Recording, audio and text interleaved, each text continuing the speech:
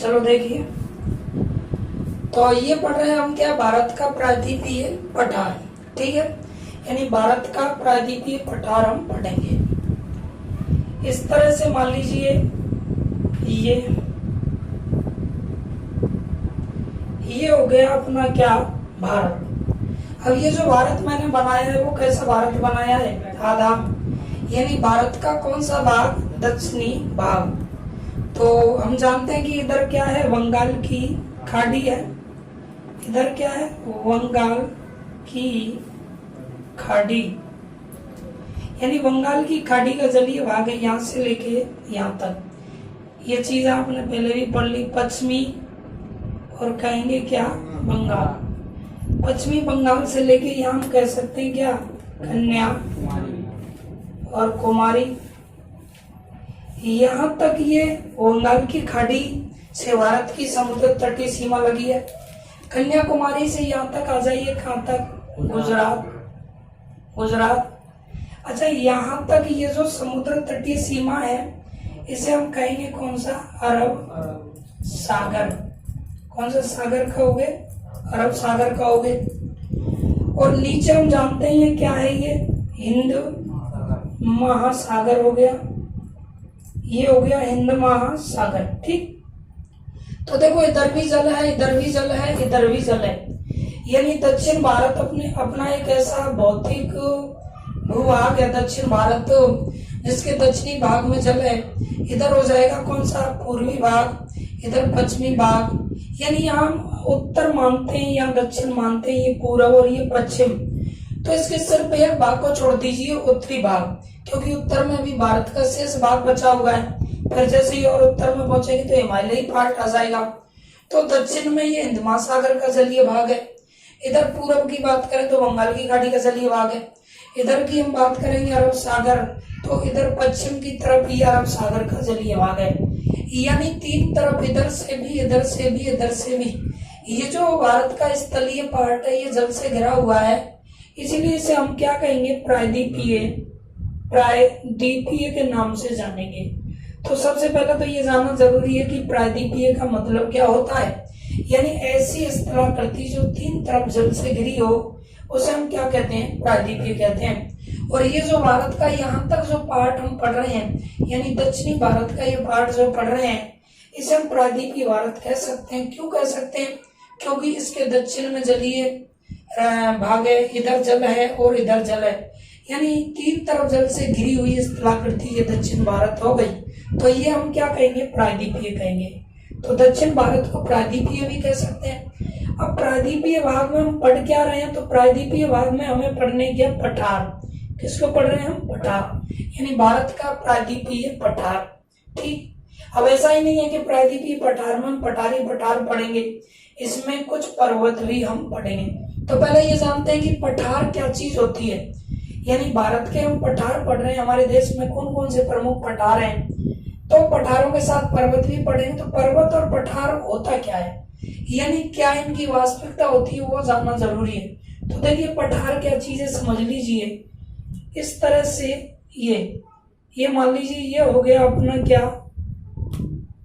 धरातलीय भाग हो गया, ऐसे इस पे हम ऊपर निवास करते हैं, ये धरातलीय भाग हो गया। इस धरातल पर कोई भी आकृति यदि इस तरह से बनती है, इस तरह कोई आकृति अगर बनती है, यानी मैं कह सकता हूं कि लंबवत, कैसे बनेगी ये, लंबवत,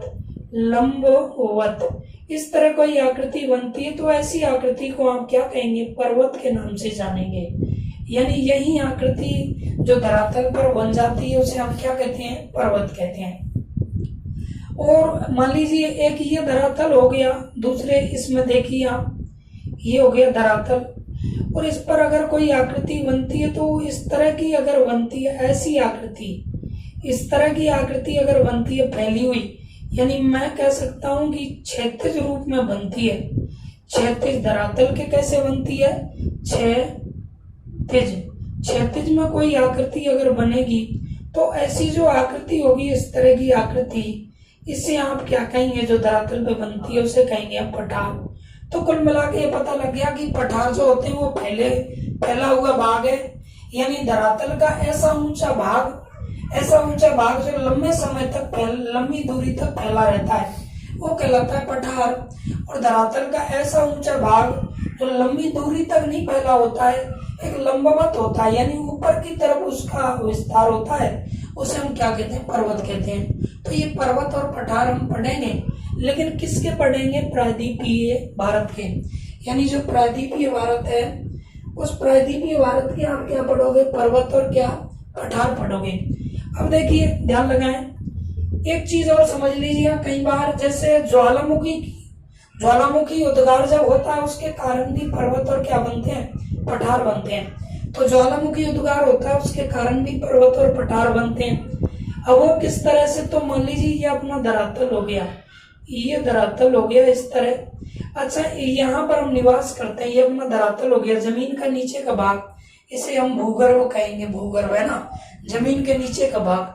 तो भूगर्भ में प्लेटें होती हैं, प्लेटें 3 प्रकार की प्लेटें हुआ करती हैं। कितने तरह की, 3 प्रकार की। यानी मुख्य रूप से धरातल के नीचे 3 प्रकार की क्या होती हैं, प्लेटें होती हैं। तो एक इस तरह से मान लीजिए कोई प्लेट है, इस तरह से ये एक प्लेट हो गई, यानी भूगर्भ में, भूमि के अंदर एक प्लेट है, यहाँ पर हम निवास करते हैं, और जमीन के अंदर ये प्लेट हो गई। और मान लीजिए इस तरह से इसी से सटे हुए एक ये भी प्लेट हो गई, इस तरह से एक ये प्लेट हो गई इसी से सटे हुए। अब ये दोनों प्लेट बिल्कुल एक दूसरे से क्या है, टच है, दोनों एक दूसरे से क्या है, टच है, 2 प्लेटें हैं।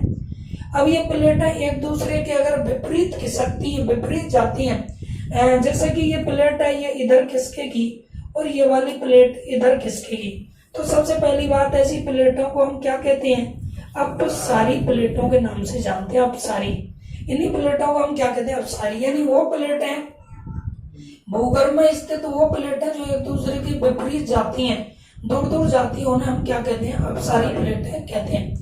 अब जो अपसारी प्लेटें होती हैं, याद रखिए वो एक दूसरे के जब दूर जाती हैं, अभी ये दोनों सटे हुए हैं, जुड़ी हुई हैं, तो इन प्लेटों के नीचे इस तरह से और कुछ माल मसाला जमा है, इनके नीचे कुछ ना कुछ जमा हुआ है।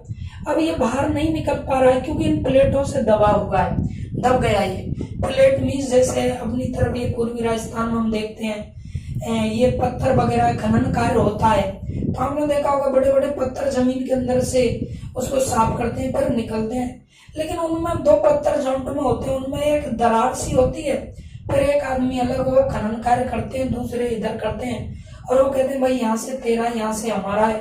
वो अंदर उसमें एक अलग से पार्ट बने रहते हैं उनके पत्थरों के, जिसे अपन ग्रामीण भाषा में, ग्रामीण में कहते हैं बार, यानी पत्थर में क्या निकल आई, बार का मतलब जॉइंट, यानी इस तरह से बाहर निकल जाता है, यानी जॉइंट होता है। तो जॉइंट में से वो पत्थर अलग होता है। तो ऐसे ही इनके बीच में बार है, मान लीजिए इन दोनों प्लेटों के बीच में, अब ये इधर उधर खिसकेंगे।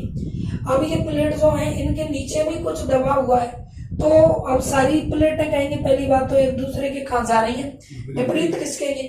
दूसरी बात, इनके नीचे जो जमा है, तो देखो एक तो मैग्मा इनके नीचे जमा होता है, मैग्मा क्या होता है दोस्तों, मैग्मा।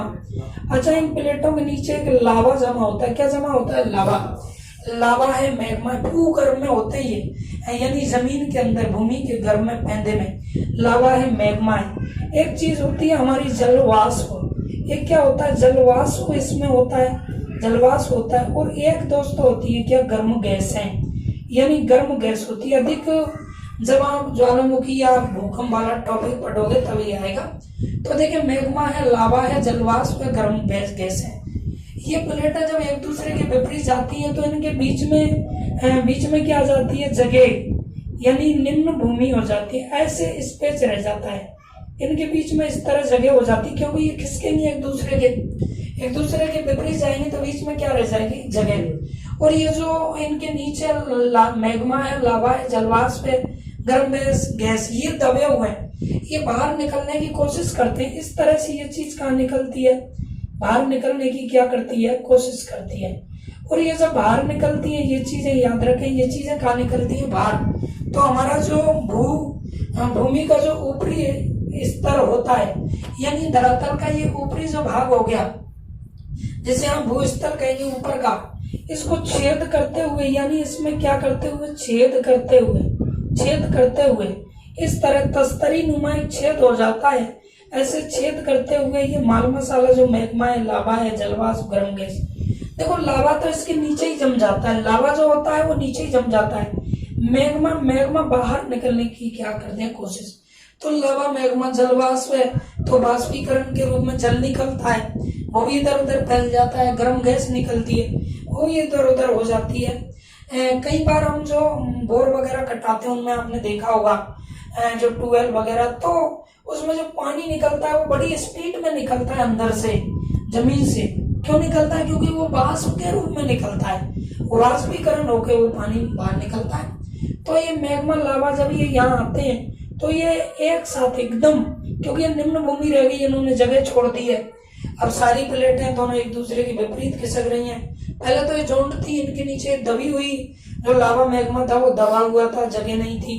अब जैसे ही निम्न भूमि रही तो बाहर निकलने की कोशिश करती हैं, और बाहर निकलनी है तो यहाँ एक छेद कर देती हैं, अपने धरातल पे छेद हो जाता है और उससे ये बाहर निकल जाते हैं। और जब ये बाहर निकलते हैं तो याद रखना ये एक साथ ही है कैसे निकलते हैं कि स्पीड में निकलते हैं, और स्पीड में ये बाहर निकलते हैं, यहाँ से निकल जाते हैं ना।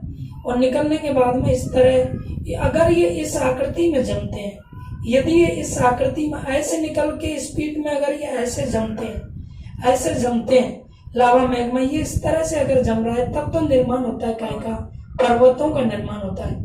लेकिन ऐसे पर्वतों को हम क्या कहते हैं? ज्वालामुखी पर्वत के नाम से जानते हैं, क्योंकि पर्वत ज्वालामुखी के कारण भी बनते हैं। अब भी हमारी इस जमीन पर हो सकता है कभी भी पर्वत बन जाए, प्लेटें खिसक जाए और अंदर से माल मसाला निकल के एकदम बाहर आएगा और बाहर आके ऊपर जाएगा, और वो इस स्पीड में निकलता रहेगा।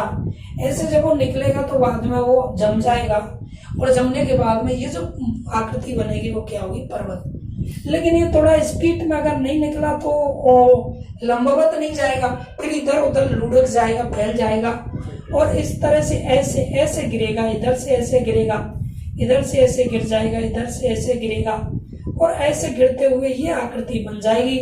और ऐसी जो क्षैतिज आकृति बनेगी उसी को हम लोग क्या कहते हैं? पठार कहते हैं। यानी ऐसी आकृति को किस नाम से जानोगे? ऐसी आकृति को हम क्या कहते हैं? पठार कहते हैं। इस आकृति को क्या कहेंगे? हम पठार के नाम से जानते हैं। तो ये कौन सा पठार कहलाएगा? ज्वालामुखी निर्मित क्या कहलाएगा? पठार कहलाएगा।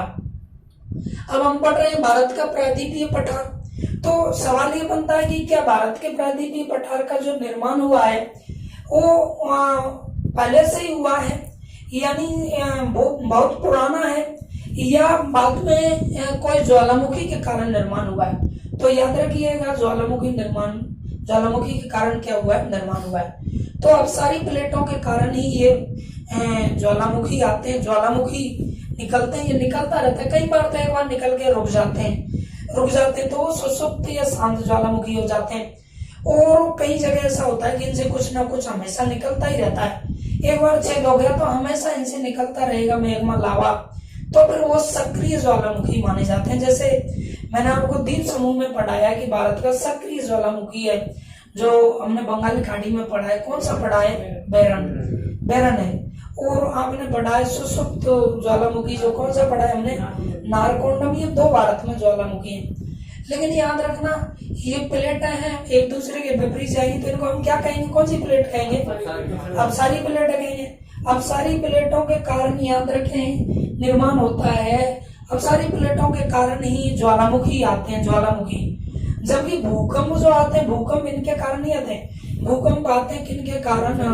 अब सारी नहीं, अभी सारी प्लेटें अभी सारी एक दूसरे के पास आके टकराती हैं, और टकराने से कंपन होता है, और कंपन होता है तो जमीन भी हिलने लग जाती है, उससे भूकंप बनता है। तो अब सारी प्लेटों के कारण तो ज्वालामुखी बनते हैं, और अभी सारी प्लेटों के कारण भूकंप बनता है, और एक संरक्षित प्लेटें भी होती हैं। तो देखें ये अब सारी प्लेटों के कारण ज्वालामुखी का निर्माण होता है, और ज्वालामुखी से ही पर्वत भी बनते हैं और पठार बनते हैं। उन्हीं को हम क्या कहते हैं? ज्वालामुखी पर्वत या ज्वालामुखी क्या? पठार। तो अब बात आती है किसकी? प्रायद्वीपीय पठार की। तो ये भारत का जो प्रायद्वीपीय पठार है मित्रों, ये वाला पठार, प्रायद्वीपीय पठार देखो यहाँ से ले आइए, ये भारत का मैंने ये वाला भाग छोड़ दिया, ये तट छोड़ दिया, यानी तटों पे मैदान है, मैदानी भाग है, और इस तरह से इसको यहाँ से यहाँ तक हमने ले लिया। इस तरह से ये आकृति यहाँ से यहाँ तक हमने ले ली, इस तरह से बना लिया। अच्छा, ये वाला पार्ट जो है इसी को हम कहते हैं प्रायद्वीपीय क्या पठार कहते हैं। यानी इधर मैंने ये पूर्वी तट को छोड़ा, पूर्वी तटीय मैदान, इधर मैंने पश्चिमी तटीय मैदान को छोड़ दिया, और बीच वाला ये जो पार्ट हम देख रहे हैं इसी को क्या कहते हैं, भारत का प्रायद्वीपीय पठार कहते हैं। अब ये जो भारत का प्रायद्वीपीय पठार है, इस प्रायद्वीपीय पठार में याद रखें कई पठार हैं, यानी कई प्रमुख क्या है पठार है। तो पहले हम पठारों की बात करेंगे, फिर काय की पर्वतों की बात करेंगे। तो देखिए इसमें कौन कौन से प्रमुख पठार हैं, ध्यान लगाइए। तो प्रमुख जो पठार है उन पठारों को हम देखते हैं कौन कौन से प्रमुख पठार हैं। तो देखिएगा, तो यहाँ जाइए, यहाँ अपना पड़ता है तमिलनाडु, यानी क्या है यहाँ तमिलनाडु है, ये हो गया तमिलनाडु, यहाँ आपका क्या आ गया तमिलनाडु आ गया। अच्छा, इस तमिलनाडु में एक पठार है, ये आपको नाम को याद रखने हैं। कुछ पठार ऐसे हैं जिनकी विशेषताएं हैं और कुछ पठार केवल नाम को याद रखने हैं। तो तमिलनाडु में एक पठार है, याद रखना, जिस पठार का नाम है क्या, रॉयल सीमा का पठार। यानी कौन सा पठार है, रॉयल सीमा, रॉयल सीमा का पठार, ये आपका पठार हो गया। कौन सा, रॉयल सीमा का पठार। देखो इसका मोस्टली हिस्सा तमिलनाडु में है, इसीलिए तमिलनाडु में ही आपको करना एग्जाम है। तो रॉयल सीमा का पठार, एग्जाम में पूछेगा कि रॉयल सीमा का पठार कहाँ स्थित है, तो यह तमिलनाडु में। एक और इम्पोर्टेंट बात मैं बता दूं कि भारत के जो 6 भौतिक प्रदेश हैं जिन्हें हम एक एक करके क्रम से पढ़ रहे हैं, भारत का द्वीप समूह आपने पढ़ा, पूरी मैदानी भाग हमने पढ़ा है। तो 6 भौतिक प्रदेशों में जो प्रायद्वीपीय पठार आप पढ़ रहे हैं ये सबसे बड़ा है, ये सबसे बड़ा, भारत का सबसे बड़ा, याद रखना सबसे बड़ा प्रदेश माना जाता है। यानी भारत का सबसे बड़ा भौतिक प्रदेश कौन सा है, तो प्रायद्वीपीय पठार माना जाता है। प्रश्न कई बार एग्जाम में आया है।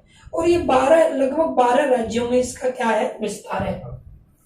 ऐसा मानते हैं लगभग 10,000 वर्ग किलोमीटर में फैला है, यानी 32 लाख वर्ग किलोमीटर अपना क्षेत्रफल है, 32,87,263। उसमें से लगभग 10 लाख वर्ग किलोमीटर में इसका विस्तार माना गया है।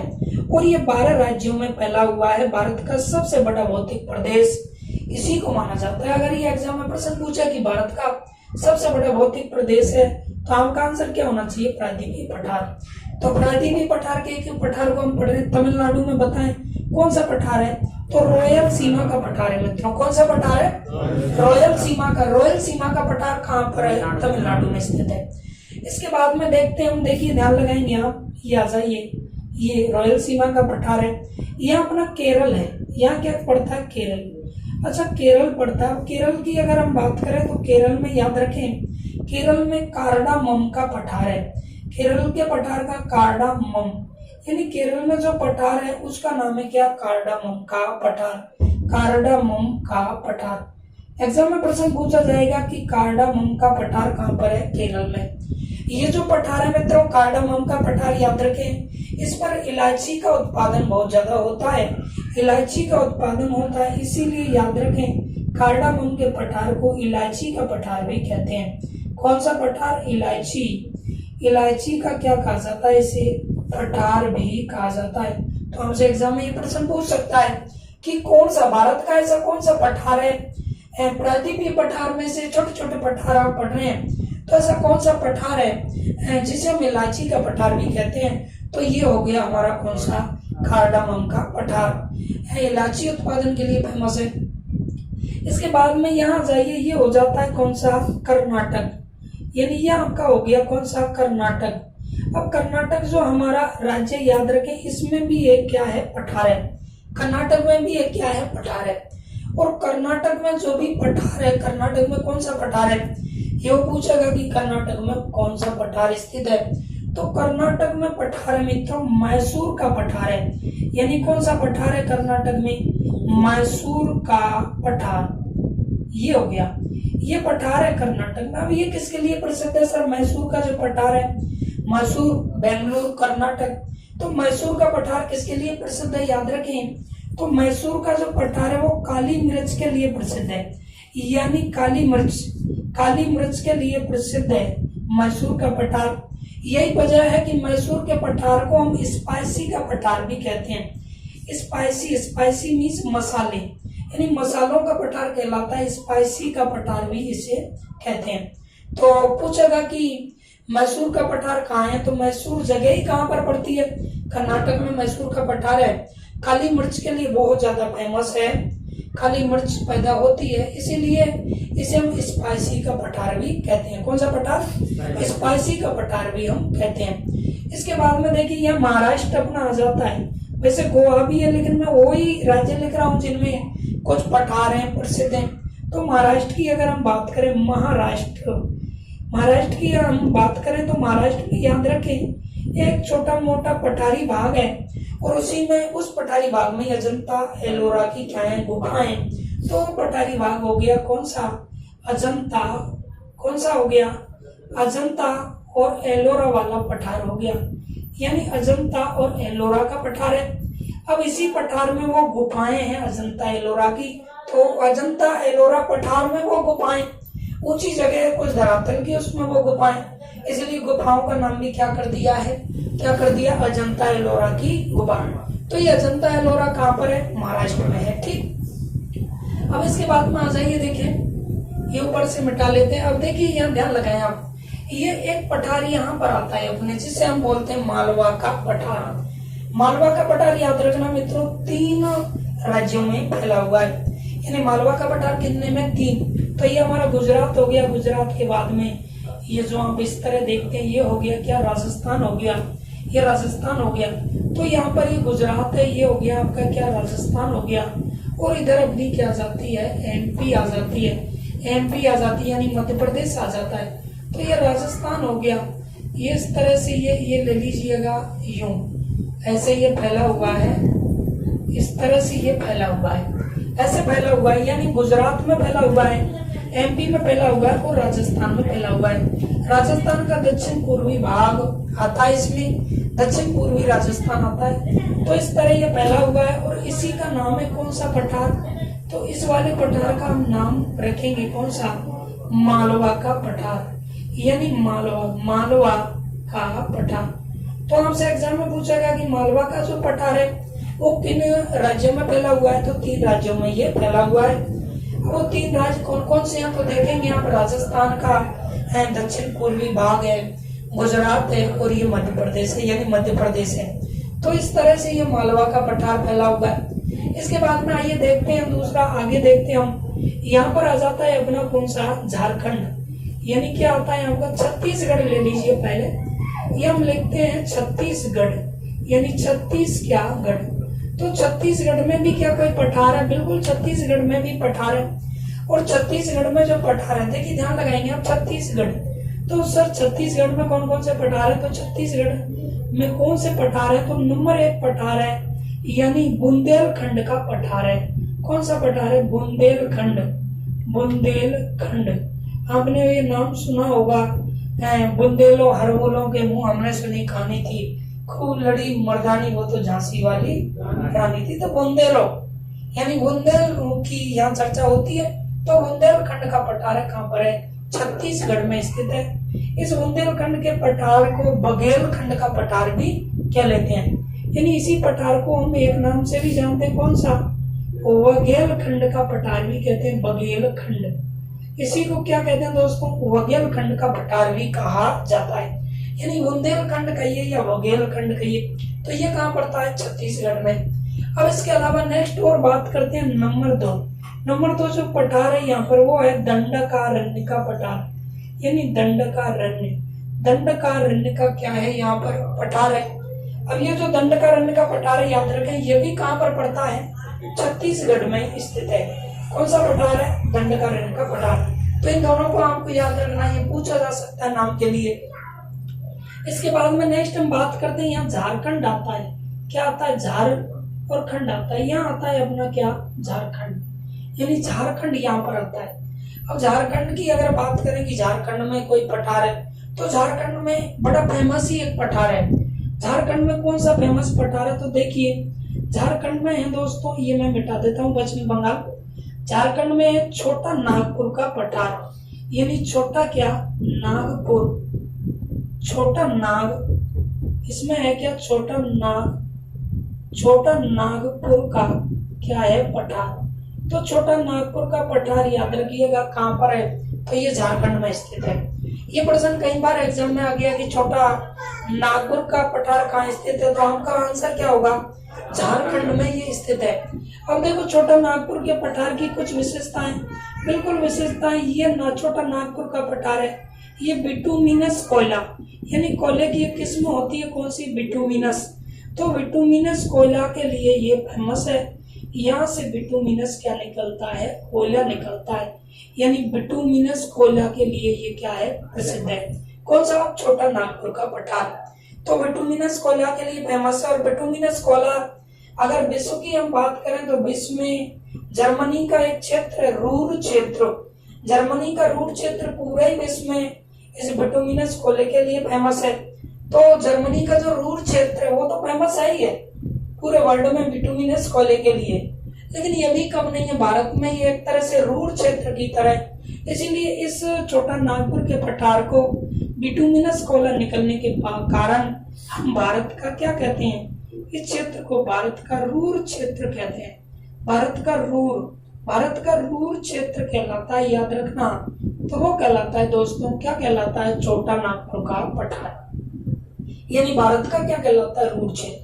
परीक्षा में इस तरह का सवाल अगर पूछा जा रहा है कि भारत का रूर क्षेत्र कहलाता है, तो झारखंड में है क्या, छोटा नागपुर का पठार। कौन सा पठार है, बंद कर दो, ओके कर दो। छोटा कौन सा, नागपुर का पठार, ठीक है। छोटा हो जाएगा कौन सा, नागपुर का दक्कन, इसे हम दक्कन भी कह सकते हैं, इसे भी लिखा मिलता है ना। दक्कन का क्या हो जाएगा दोस्तों, पठार हो जाएगा। और दक्कन का पठार याद रखना इन सारे पठारों में सबसे इंपॉर्टेंट है।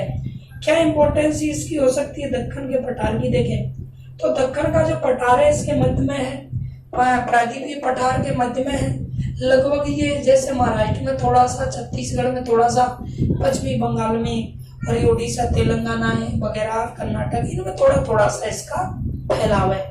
बीच में है, मध्यवर्ती प्रायद्वीप में है।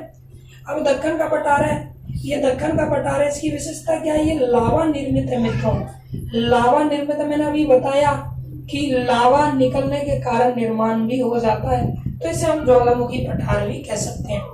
और पठारों को मैं ज्वालामुखी से निर्मित पठार नहीं कहूंगा, इसे मैं ज्वालामुखी, कभी ज्वालामुखी उद्गार हुआ होगा और फिर वो लावा निकला होगा, फिर वो लावा बहुत बड़े एरिया में जम गया, तो ये लावा निर्मित पठार भी माना जाएगा, ठीक है। तो दक्कन के पठार को हम लावा निर्मित क्या कहते हैं, पठार भी कहते हैं। अब ये जो पठार है, दक्षिण का पठार, याद रखना, यहाँ काली मिट्टी पाई जाती है, काली मिट्टी पाई जाती है, और काली मिट्टी पाई जाती है, इसीलिए इसे दक्कन ट्रैप भी कहते हैं। दक्कन ट्रैप के नाम से भी जानते हैं, यानी काली मिट्टी की क्या है, पट्टी है। तो दक्कन के पठार को दक्कन ट्रैप भी कहते हैं। काली मिट्टी के लिए बहुत फेमस है, ये याद रखना। और काली मिट्टी में आप जानते हैं कि काली जो मिट्टी होती है, जिसे हम रेगुर मिट्टी भी कहते हैं, ये काली मिट्टी के लिए प्रसिद्ध है। किसके लिए, काली मिट्टी। तो काली मिट्टी के लिए ये फेमस है। और काली मिट्टी इसमें पाई जाती है, काली मिट्टी का पठार भी कह सकते हैं। काली मिट्टी में कपास की खेती बहुत ज्यादा होती है, इसीलिए इसे हम कपासी पठार भी कहेंगे। कौन सा पठार, कपासी पठार। क्यों, काली मिट्टी होगी तो कपास की खेती ज्यादा होगी, तो इसे हम कपासी पठार के नाम से भी पुकारते हैं। तो ये है कौन सा, दक्कन का पठार। तो इस तरह से ये पठारों का एक चित्र है, आप जो कर तो पहले इसको बना लीजिए पठारों वाला। इसके बाद में जो हम चर्चा करेंगे पठारों के बाद में